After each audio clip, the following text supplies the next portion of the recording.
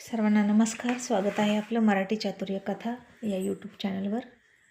व्हिडिओला लाईक करा, चॅनलला सबस्क्राईब करा आणि बेल आयकॉनवर प्रेस करा, जेणेकरून सगळ्या नोटिफिकेशन्स तुमच्यापर्यंत वेळेत पोहोचतील. ऑफिसवाला लव विटशन भाग 223. मग आता दिवसभर रॉयल गँग आणि अर्जुन सर यांची चांगली जुगलबंदी रंगली होती. रॉयल गँगच्या शिव्या आणि आपल्यातून म्हणी अर्जुन सरांना कळत नव्हत्या आणि सगळे हसले की त्यांना वाटायचं काहीतरी वेगळंच ते बोललेत. आणि अतुल, मला ट्रान्सलेट करून सांग, असं ते म्हणायचे. आणि दिवसभर ट्रान्सलेटरची भूमिका करून करून वैतागलेला अतुल आणि हे सगळे शब्द जुळवता जुळवता वैतागला. आणि हे सगळे कधी जातील आणि कधी माझी यातून सुटका होईल असं अतुलला वाटलं. आणि आता गप्प बसलेल्या अतुलला पाहून पुन्हा अर्जुन सर म्हणाले, ए डफर, बोल ना, आता तुझी बोलती बंद झाली का? अरे काय म्हणाले ते? आणि अतुल म्हणाला, अर्जुन सर, आज संडे आहे तरीसुद्धा मी तुमच्यासाठी इथे आलो. तसं बघितलं तर हा माझा हक्काचा सुट्टीचा दिवस आहे. आज तुम्ही माझ्याकडून खूप काम करून घेतलं सुट्टी असून सुद्धा, आणि आता मी निघालो, असं म्हणून अतुल निघाला.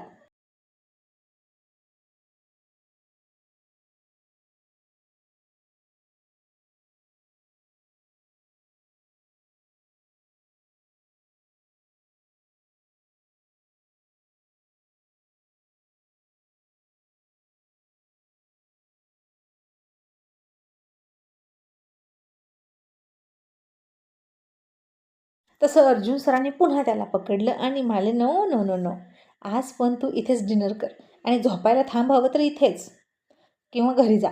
आणि अतुल त्याच्या हातातून स्वतःला सोडवून घेत म्हणाला, असं काय करता वेड्यासारखं, तुम्हाला काय झाले? आणि अर्जुन म्हणाला, अतुल, तू माझा गुड फ्रेंड आहेस की नाही? असं का करतोस सांग बरं? एकलौता फ्रेंड आहेस तू माझा. आणि हे बघ, सगळे किती छान एकमेकांसोबत टाईम घालवतात, तू मात्र पळून जातो. आणि अतुल म्हणाला, अर्जुन सर, फक्त संडे दिवशी आपण एकमेकांपासून दूर असतो, इतर वेळी तर एकत्रच असतो ना. आणि अर्जुन सर त्याच्या खांद्यावर हात टाकून म्हणाले, पण मला तू संडे दिवशी सुद्धा हवा आहेस, तर काय करशील तू? आणि अतुलने तन्वीकडे बघितलं आणि म्हणाला, मॅडम, तुमच्या नवऱ्याला समजवा, आणि तुम्ही कुठेतरी कमी पडताय तुमच्या नवऱ्याला अट्रॅक्ट करण्यात, त्यामुळे तो असा मित्रांचा सहारा घेतोय. तसे अर्जुनराव लगेच म्हणाले, ओ अतुल सर, असं काही नसतं हां. बायको अट्रॅक्ट करत नाही म्हणून मित्राकडे आपण अट्रॅक्ट होतो, असं कधीच नसतं. बायको बायकोच्या जागी, मित्र मित्राच्या जागी. आणि अर्जुन सर म्हणाले, yes, I agree mister Arjun. Atul, तू बहाणे करू नकोस इथून जाण्याचे, मी तुला सोडणार नाही, असं म्हणून अर्जुन सर अतुलला आतमध्येच घेऊन गेले आणि त्यानं डोक्यावर हात मारला आणि म्हणाला, ठीक आहे, मी थांबतो, पण तुम्ही मला काहीही नाही विचारायचं आणि मी ट्रान्सलेट नाही करून देणार. आणि अर्जुन सर म्हणाले, ओके. आणि अतुल म्हणाला, प्रॉमिस मी. अर्जुन सरांनी त्याला प्रॉमिस केलं आणि म्हणाले, अतुल, मी कसं करू? यांची लँग्वेज मला कळत नाही. अतुल म्हणाला, समजेल, मला तरी कुठं जास्त समजतंय, मग तुम्हालाही समजेल. आता सगळे फ्रेश व्हायला गेले आणि चैतन्य सकाळचा किस्सा सांगत म्हणाला, अर्जुन, तुला माहीत आहे का, हे अर्जुन सर सकाळी जिममध्ये मॅडमसोबत काय करत होते? आणि अर्जुनराव म्हणाले, माकडा, तुला काय करायचं, तो त्यांचा पर्सनल मॅटर आहे. आणि म्हणून मगाशी तसं म्हणालास का? तरण्याचं झाले कोळसं, म्हाताऱ्याला आले बाळसं. चैतन्य म्हणाला, नाहीतर काय, अरे बायकोला कशी जवळ ओढून घेतली बघितलं का? आणि अभि म्हणाला, चैतन्य चिल यार, ही मुंबई आहे, त्यात हे लोक वर्ल्ड फेमस आहेत, त्यांची लाईफस्टाईल पूर्ण चेंज आहे, त्यांचे विचारही फार फॉरवर्डेड आहेत, आणि तू कुठं त्यांच्या लाईफस्टाईलवर बोट उचलतोस? आणि अर्जुनराव म्हणाले, नाहीतर काय बरं का, आधी ते कितीही फॉरवर्ड असले तरी, लाईफस्टाईल पूर्ण वेगळी असली तरी सुद्धा मुलं संस्कारी आहेत. त्यांच्या मुलांचं अरेंज कम लव्ह मॅरेज आहे.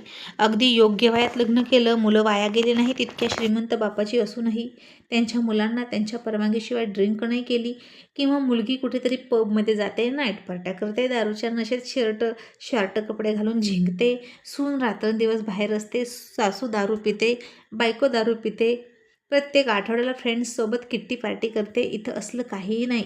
ही एक मोठी आणि सभ्य फॅमिली आहे.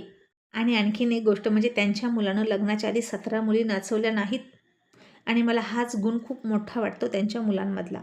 राहुल म्हणाला, बरोबर आहे तुझं. आणि अर्जुन सर, माणसं पारखतात, त्यांना माणसांना ओळखण्याची शक्ती आहे. पण आता आज येईल ना त्यांचा टायगर, मग बघू की तो कसा आहे. बाबासारखा असेल का रे? नाही म्हणजे दिसायला तर तसंच दिसतंय बेनं. आणि असं वाटतं की अर्जुन सर त्याच्या वयात 25-30च्या दरम्यान असेच असावेत, त्यांच्या टायगरसारखे एकदम हिरो. आणि सचिन मला मग आता काही कमी हिरो वाटतात का? अजून पण हिरोच आहेत. अजून जिम करतात म्हणजे काय, त्यांनी स्वतःला खूप मेंटेन ठेवलं आहे. आणि आपण बघ. आणि चैतन्य माकडा, तू म्हणतोस ना तरण्याचं झालं आहे कोळसं, म्हाताऱ्याला आले बाळसं. तर बाळसं याच्यामुळे आले त्यांना, कारण ते रोज जिम करतात, स्वतःच्या तब्येतीवर लक्ष देतात, मेहनत घेतात. आणि तू तरुण आहेस, 50च्या आत आहेस, तर तुझ्या हेल्थसाठी कधी काही केलंस का? चैतन्य गाल फुगून मला, जातो की मी रोज 3 किलोमीटर वॉक करतो. आणि अर्जुनराव म्हणाले, करतोस ना वॉक, वॉक कमी करतो आणि आजूबाजूच्या हॉटेलमधल्या येणाऱ्या नाश्त्याच्या पदार्थांचा वास घेतोस. आणि घरी येताना काय करतो, हमखास काहीतरी नाश्त्याला तेही चमचमीत घेऊन येतोस. मेघा सांगते मला सगळं. आणि म्हणूनच तुझं रोज वॉकिंग करूनही पोट कमी होत नाही. सुटायला लागले पोट, कमी कर, नाहीतर मला आसूड घेऊन बसावं लागेल तुझ्याजवळ. आणि चैतन्य म्हणाला, तुला माझी इतकी काळजी आहे का रे अर्जुन? आणि अर्जुनराव म्हणाले, तुझीच नाही, सगळ्यांचीच काळजी आहे. प्रत्येकाने आपली आपली हेल्थ जपायची. आपल्याला सगळ्यांनाच 100 वर्ष जगायचं आहे. आपल्यातला एक जरी कमी झाला ना, तर जगण्यातली मजा जाईल यार. असं म्हणून अर्जुनराव थोडे इमोशनल झाले आणि म्हणाले, भाड्यांना स्वतःसाठी नाही तर मित्रांसाठी स्वतःची काळजी घ्या. आणि अभि म्हणाला, हो यार, अर्जुन बरोबर बोलतोय. अर्जुन, एक काम कर ना, जो पोट कमी करणार नाही ना, आपल्या पुढच्या गेट टुगेदरपर्यंत त्यानं ना प्यायचीच नाही. आणि पहिली या चैतन्याची बंद कर. प्यायला लागल्यापासून जरा जास्तच पितोय आणि मनसोक्त खातोय. त्याला शिस्त लावणं गरजेचं आहे. मेघा वैतागली आहे याच्या स्वभावानं, पण तो तिचं ऐकत नाही. आणि अर्जुनराव म्हणाले, ओके डन. आता आपलं पुढचं गेट टुगेदर कधी आहे रे? कोणाचा तरी बड्डे असेलच की. आणि कोणाचा तरी म्हणण्यापेक्षा राहुलचा बर्थडे होता. सगळे नेहमीप्रमाणेच राहुलच्या घरी जमणारच होते. त्याला अजून 20 दिवस तरी बाकी होते. आणि अर्जुनरावांनी चैतन्याला अल्टिमेट दिला 20 दिवसांचा. पोट कमी झालं तरच तुला त्या दिवशी प्यायला मिळेल, नाहीतर इथून पुढे तुझी बंद, असे अर्जुनराव म्हणाले. आणि चैतन्य घाबरला. मग आता सगळे रिलॅक्स होत होते. अर्जुन सरसुद्धा थोडेसे प्रिन्सेससोबत खेळले.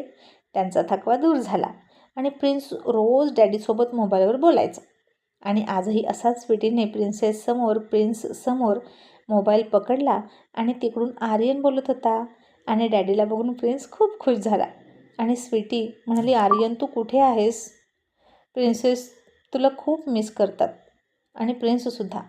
आणि आर्यन आता विमानात होता आणि म्हणाला, बेबी, फक्त प्रिन्स आणि प्रिन्सेस मला मिस करतात का? त्यांची मॉम करत नाही का? आणि ती हसून म्हणाली, मॉमसुद्धा करते. कधी येशील? खूप दिवस झाले तुला जाऊन. आर्यन म्हणाला, बेबी, फक्त काही तास थांब आणि मला रात्र होईल तर तू झोपू नकोस, मी येतोय. प्रिन्स आणि प्रिन्सेस झोपले तरी चालतील, बट माझी हार्ट क्वीन तू झोपायचं नाही. आज तो सारा बदला लेकर रहूंगा. आणि ती हसली, लाजली आणि म्हणाली, ये आधी, I am waiting for you, bye. असं म्हणून तिनं फोन ठेवला. आता सगळेजण खाली डिनरला जमले होते. आणि अर्जुन सरांनी ड्रायव्हरला फोन केला आणि म्हणाले, गिरीश, टायगर येतोय, त्याला पिकअप करायला जायचं रात्री 12 वाजता. आणि तो अर्जुनचा सगळ्यात जुना आणि वफादार ड्रायव्हर म्हणाला, येस सर, आणि परत गेला. आणि चैतन्य उगीचच उत्साहपत्या करत खात म्हणाला, काय हो अर्जुन सर, तुमच्याकडं किती 4 व्हीलर आहेत? आणि अर्जुन सर म्हणाले, आता किती सांगू, आठवत नाही. तनु किती असतील गं? तन्वी म्हणाली, माझ्यासाठी तरी 2 आहेत, बाकीचा हिशोब तुम्ही ठेवा अर्जुन सर. आणि अर्जुन सर म्हणाले, बाकी तशा कंपनीच्या वर्कर्सना, मॅनेजर, CEO आणि जे मेन पोस्टवरती आहेत ना, त्यांच्यासाठी आम्ही कंपनीची कार देतो. तर तशा 3 कंपन्यांच्या मिळून भरपूर आहेत आणि असतील 15-1 कार असतील, आम्ही स्वतः वापरतो. आणि आता हे असले प्रश्न अर्जुन सरांना आवडत नव्हते. संपत्तीची मोजमाप करणं आवडत नव्हतं, कारण संपत्ती येते किती, जाते किती हे बघायलाही त्यांना वेळ नव्हता. तो अकाउंट सांभाळणारा वेगळाच होता. त्याच्या कंपनीचं ऑडिट कधी व्हायचं, आपण टॅक्स किती भरतोय, असलं अर्जुन सरांना काही माहीत नव्हतं. ज्या त्या कामासाठी जी ती एक्सपर्ट लोकं नेमली होती आणि त्यांच्याकडून जो काही फॉलोअप घ्यायचा आहे तो अतुल घ्यायचा. पण आता हे विचारतात म्हणून सांगितलं. आणि अतुल म्हणाला, चूक अर्जुन सर, तुमच्या घरी 17 कार वापरतात. आणि हा आकडा ऐकला तसा चैतन्यला ठसका आला आणि म्हणाला, बापरे, तुमच्या घरात माणसं किती आणि गाड्या किती? अर्जुन सर, एका गाडीत मुंडकं, दुसऱ्या गाडीत पाय, तिसऱ्या गाडीत हात, असे प्रवास करता का हो तुम्ही? तसे अर्जुन सर हसले आणि म्हणाले, नो मिस्टर चैतन्य, बट शौक आहे गाड्यांचा म्हणून आहेत इतक्या गाड्या.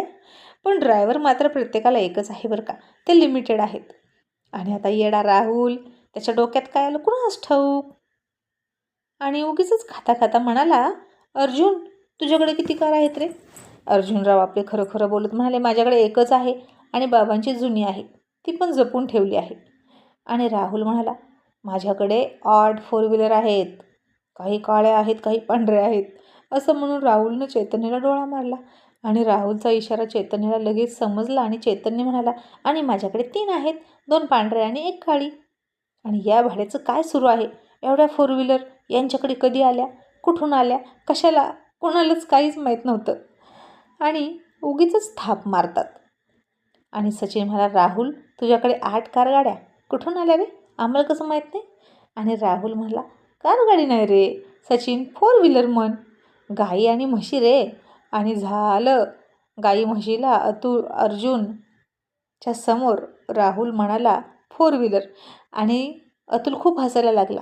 जेवता जेवता त्याला ठसकासुद्धा लागला आणि इतक्यात नेहाचाही फोन आला आणि त्यानं हसून हसूनच फोन घेतला. नेहा तिकडून म्हणाली, अतुल तुझं काय सुरू आहे रे? या विकेंडला तू माझ्यासोबत अजिबात नाहीस. रात्री उशीर आलास, आज सकाळपासून गायब आहेस. आता फक्त झोपायला येशील, मग मी तुला घरात का घ्यायचा? आणि अरे बापरे, नेहा मॅडमची अशी भाषा ऐकली नेहमीचीच आणि रॉयल बॉयज थोडेसे गप्पच झाले. आणि अतुल आता तिची विनंती करत म्हणाला, नेहा डार्लिंग तुझा नवरा म्हणून तरी याद घे. आणि नेहा तिकडून म्हणाली, अजिबात नाही घेणार. नवऱ्याचं एकतरी कर्तव्य केलं आहेस का तू? मग मी तुला का आतमध्ये घ्यायचा? आणि चावट अतुल आता रॉयल बॉईजमुळेच चावट झाला होता आणि खुल्लम खुल्ला बोलायला शिकला होता. आणि म्हणाला, नेहा मी नवऱ्याचं एकही काम केलं नाही का गं? मग आपल्याला 2-2 मुली कशा झाल्या?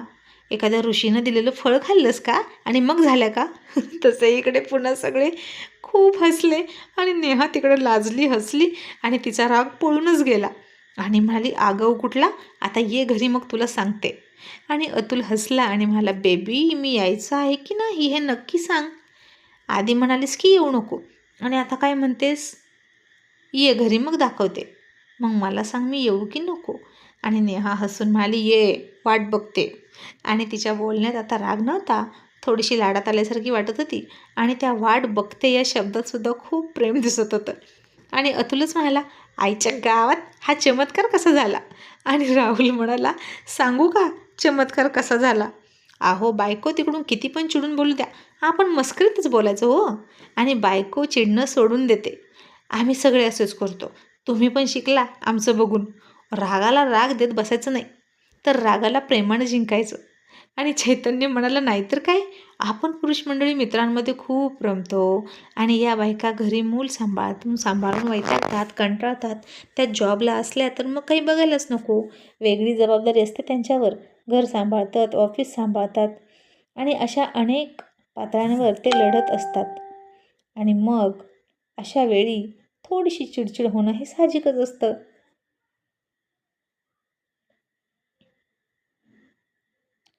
आणि बायकांची चिडचिड होत राहते आणि आपण पुरुष फक्त जॉब करतो म्हणून बाहेर फिरतो. आपल्याला मित्रांमध्ये रमायला आवडतं, बाहेर भटकायला आवडतं. मग अशा वेळी त्या चिडल्या तर त्यांना उत्तर देताना प्रेमानं द्यायचं, म्हणजे ताणाताणी होत नाही. आणि अतुल म्हणाला, आता कळलंय मला, मी तिला कधीच रागवत नव्हतो पण घाबरायचो, पण आता घाबरलो नाही, थोडंसं वेगळं बोललो आणि तिला ते आवडलं. And thank you so much guys मला हे शिकवल्याबद्दल, असं अतुल हसून म्हणाला. आणि मग चैतन्य भोळ्या सचिनला म्हणाला,